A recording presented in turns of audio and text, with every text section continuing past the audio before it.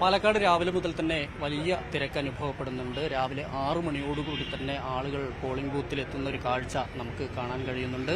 പ്രമുഖരെല്ലാം തന്നെ രാവിലെ വോട്ട് ചെയ്തു. മണപ്പുള്ളിക്കാവ് സ്കൂളിൽ LP സ്കൂളിൽ ആദ്യമായി വോട്ട് ചെയ്യാനെത്തിയത് വടകര UDF സ്ഥാനാർത്ഥിയായ ഷാഫി പറമ്പിലായിരുന്നു.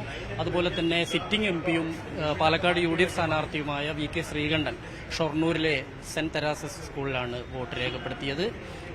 AK ബാലൻ വീടിന് സമീപമുള്ള സ്കൂളിൽ തന്നെ വോട്ട് രേഖപ്പെടുത്തിയിട്ടുണ്ട്. വിജയരാഘവന് തൃശൂർ കേരളവർമ്മ കോളേജിലാണ് വോട്ട് രേഖപ്പെടുത്തിയത്. ഇങ്ങനെ പാലക്കാടുള്ള പ്രമുഖരെല്ലാം തന്നെ വിവിധ സ്ഥലങ്ങളിലെത്തി. അതുപോലെ തന്നെ സിനിമക്കാരായ ലാൽ ജോസ് ഒറ്റപ്പാലം GLP സ്കൂളിലായിരുന്നു വോട്ട് രേഖപ്പെടുത്തിയത്. എന്തായാലും പാലക്കാട് വലിയ കടുത്ത ചൂട് തന്നെ രാവിലെ മുതൽ തന്നെ അനുഭവപ്പെട്ടു തുടങ്ങുന്നുണ്ട്. അതുകൊണ്ട് തന്നെ പരമാവധി നേരത്തെ എത്തുക, വോട്ട് ചെയ്ത് മടങ്ങുക. ഉച്ചയോടുകൂടി കൂടുതൽ വഷളാവും, ചൂട് കൂടുതൽ വർദ്ധിക്കാനുള്ളൊരു സാധ്യത കൂടി കണക്കിലെടുത്തുകൊണ്ട് പരമാവധി ആളുകൾ രാവിലെ മുതൽ തന്നെ എത്തി. ഇനി അതായത് ഉഷ്ണതരംഗത്തിന് സാധ്യതയുണ്ട് ഉള്ള ഒരു ദിവസം കൂടിയാണെന്ന് ഇത് മനസ്സിലാക്കിക്കൊണ്ട് തന്നെ ഉച്ചയ്ക്ക് മുമ്പ് തന്നെ വോട്ട് രേഖപ്പെടുത്തി പോവുക, അല്ലെങ്കിൽ ഉച്ചയ്ക്ക് ശേഷം വോട്ട് രേഖപ്പെടുത്തി പോകാൻ തന്നെയാണ് ആളുകൾ തീരുമാനിച്ചിട്ടുള്ളത്.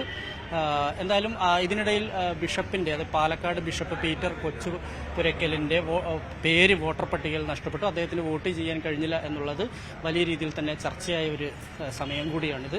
എന്തായാലും വോട്ടിംഗ് ശതമാനം വർദ്ധിച്ചുകൊണ്ടിരിക്കുന്നു. പാലക്കാട് ഒട്ടുമിക്ക എല്ലാ സ്കൂളുകളിലും, പ്രത്യേകിച്ച് എല്ലാ ബൂത്തുകളിലും നല്ല തിരക്ക് തന്നെ രാവിലെ മുതൽ തന്നെ അനുഭവപ്പെട്ടു തുടങ്ങുന്ന ഒരു കാഴ്ച നമുക്ക് കാണാൻ കഴിഞ്ഞതാണ്.